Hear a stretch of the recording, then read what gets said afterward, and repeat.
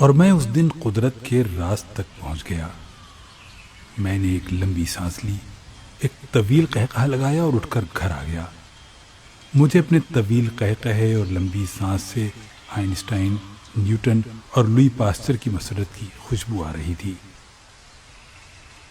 میں نے اس دن جانا سرشاری کی وہ کون سی کیفیت تھی جس میں ارشمیدس پانی کے ٹب سے نکلا اور میں نے پا لیا کے نعرے لگاتا ہوا ننگا گلی میں آ گیا۔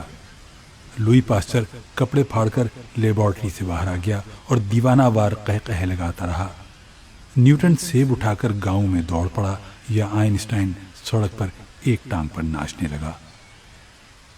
قدرت کا راز پا جانا اللہ تعالیٰ کی بہت بڑی نعمت ہوتی ہے، اور یہ نعمت انسان کو چند لمحوں کے لیے پاگل کر دیتی ہے۔ میری کیفیت بھی اس وقت ویسی ہی تھی۔ میں نیم پاگل ہو چکا تھا۔ میں مسلسل قہقہے لگا رہا تھا اور لمبی لمبی سانسیں لے رہا تھا۔ میرے گھر والے پریشان ہو گئے۔ ان کا خیال تھا مجھے نقصانات، دھوکوں، خرابیوں اور پریشانیوں نے پاگل کر دیا ہے۔ میں دیوانہ ہو گیا ہوں۔ مجھے آپ بھی اس وقت دیکھتے تو آپ بھی یہی سمجھتے، مگر میں اس لمحے کا ارشمیدس تھا۔ میں اس لمحے لوئی پاسچر، نیوٹن اور آئنسٹائن تھا۔ میں گھر آیا، میں نے وضو کیا، جائے نماز بچھائی اور سجدے میں گر گیا۔ میں نے اللہ سے اپنے شرک، اپنے کفر اور اپنی بے وقوفیوں کی معافی مانگنا شروع کی، اور اس وقت تک سجدے میں گرا رہا جب تک اللہ تعالیٰ نے مجھے معاف نہ کر دیا۔ وہ جب یہ کہانی سنا رہے تھے تو ان کی آنکھوں میں آنسو تھے۔ وہ ٹیشو سے بار بار آنکھوں کے کونے صاف کرتے تھے اور منہ ہی منہ میں کوئی کلمہ دہراتے تھے۔ مجھے اس کلمے کے صرف 2 الفاظ سمجھ آتے تھے، اللہ اور شکر۔ میں نے ان سے پوچھا، آپ کو کیسے معلوم ہوا آپ کو اللہ تعالیٰ نے معاف کر دیا ہے؟ ان کے چہرے پر مسکراہٹ آ گئی۔ یہ مسکراہٹ بارش کے بعد کی دھوپ جیسی تھی، نکھری، تازہ اور چمکدار۔ وہ بولے، انسان کا دل اللہ کا مرکز ہوتا ہے، اللہ آپ کے دل میں رہتا ہے۔ یہ جب آپ سے ناراض ہوتا ہے تو آپ کا دل بھاری ہو جاتا ہے۔ آپ کو یوں محسوس ہوتا ہے آپ کے سینے پر جیسے کوئی بھاری پتھر رکھ دیا گیا ہو اور آپ اس پتھر کے بوجھ تلے دب رہے ہیں۔ آپ کے اندر جب تک یہ کیفیت رہے آپ جان لیں اللہ آپ سے ناراض ہے، لیکن آپ سے اللہ تعالیٰ جوں ہی راضی ہوتا ہے آپ کے دل کا بوجھ ختم ہو جاتا ہے۔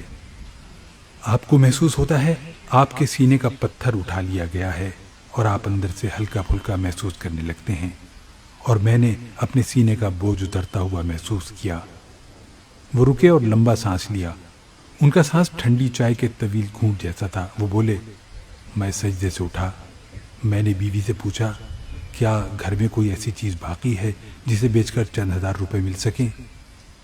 اس نے مجھے عجیب سی نظروں سے دیکھا۔ اس کی نگاہوں میں تعصب تھا۔ وہ ٹھیک سوچ رہی تھی، کیونکہ میں پچھلے 6 ماہ میں گھر کی ہر قیمتی چیز بیچ چکا تھا۔ میری بیوی نے چپ چاپ ہاتھ سے سونے کی چوڑیاں اتاری اور میرے حوالے کر دیں۔ میں بازار گیا اور میں نے چوڑیاں بیچ دیں۔ مجھے 22,000 روپے ملے۔ میں نے 3,000 روپے خیرات کر دیے اور 19,000 روپے لے کر ستر منڈی چلا گیا۔ منڈی میں اس دن مندی چل رہی تھی۔ میں نے 3 لاکھ روپے کا دھاگا خرید لیا۔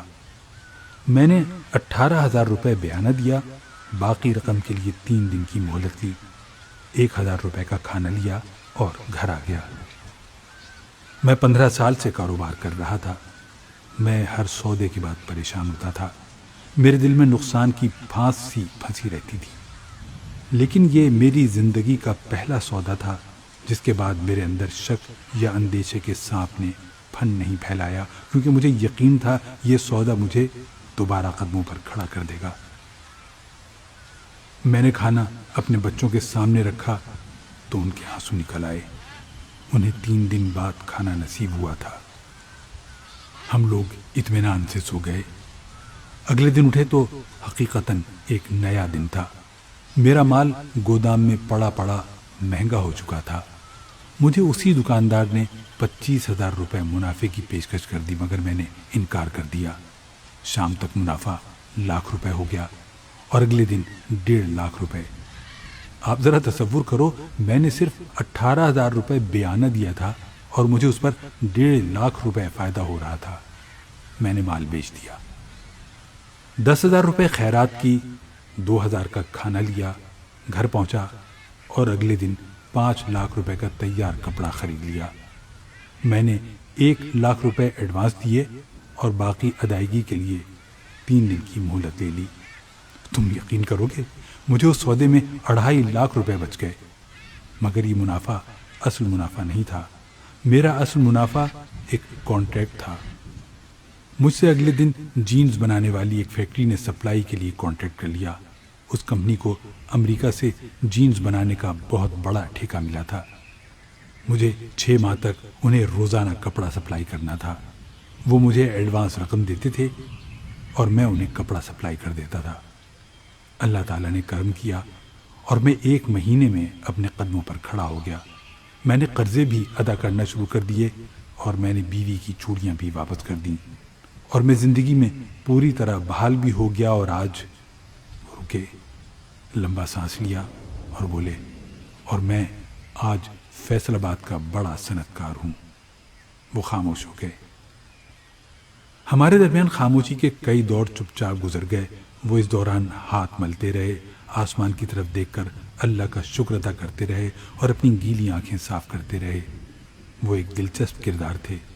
وہ جوانی میں لک سے کک پتی ہوئے، محل سے فٹ پاتھ پر آئے اور دفتر کی ہر چیز بک گئی اور نوبت فاقوں تک آ گئی۔ مگر انہوں نے پھر 18,000 روپے سے دوبارہ اسٹارٹ لیا اور وہ ملک کے بڑے کاروباری بن گئے۔ میں ان سے وہ فارمولہ معلوم کرنا چاہتا تھا جس نے انہیں 18,000 روپے سے 18 کروڑ اور پھر 18 ارب تک پہنچا دیا، اور مجھے انہوں نے یہ کہانی سنا دی۔ میں وہ راز جاننا چاہتا تھا مگر ان پر رقت طاری تھی۔ وہ آنکھیں صاف کرتے تھے، ہاتھ ملتے تھے، لمبے لمبے سانس لیتے تھے۔ وہ بڑی دیر تک اس کیفیت میں رہے اور پھر اچانک سر اٹھا کر بولے، میں بھی دراصل اپنے برے وقت میں وہی غلطی کر رہا تھا جو دنیا کے زیادہ تر لوگ کرتے ہیں۔ میں اپنے دوستوں، عزیزوں، رشتہ داروں، جاننے والوں اور مخیر حضرات کے پاس جاتا تھا۔ میں ان سے مدد مانگتا تھا۔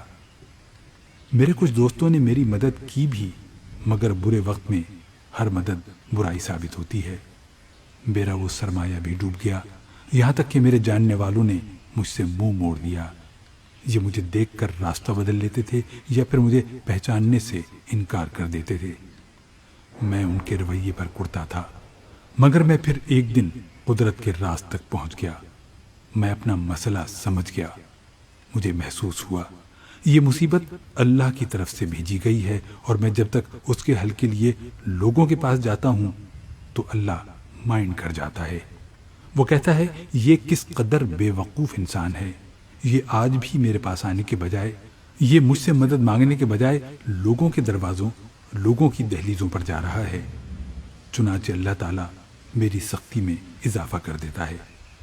مجھے معلوم ہوا میں جب تک اللہ کے سامنے نہیں گڑ گڑاؤں گا، میں جب تک اس سے مدد نہیں مانگوں گا، میری سختی ختم نہیں ہوگی۔ چنانچہ میں نے وضو کیا اور اللہ کے در پر ماتھا ٹیک دیا، اور اللہ تعالیٰ نے میرے سر سے مصیبتوں کی دھوپ ہٹا دی۔ اس نے میرے راستے کھول دیے۔ حاجی صاحب نے لمبی آہ بھری اور بولے، آپ مصیبت میں جب بھی کسی انسان کی طرف دیکھتے ہیں تو اللہ مائنڈ کر جاتا ہے اور آپ کی مصیبت میں اضافہ ہو جاتا ہے۔ لہذا میری نصیحت پلے باندھ دو، برے وقت میں کبھی کسی انسان کے دروازے پر دستک نہ دو، صرف اور صرف اللہ سے رجوع کرو، تمہاری مصیبت ختم ہو جائے گی۔ یہ قدرت کا بڑا راز تھا اور اللہ تعالیٰ نے مجھ پر کرم کیا اور یہ راز مجھ پر کھول دیا۔ وہ چلے گئے، لیکن جاتے جاتے مجھے بھی ارشمیدس بنا گئے۔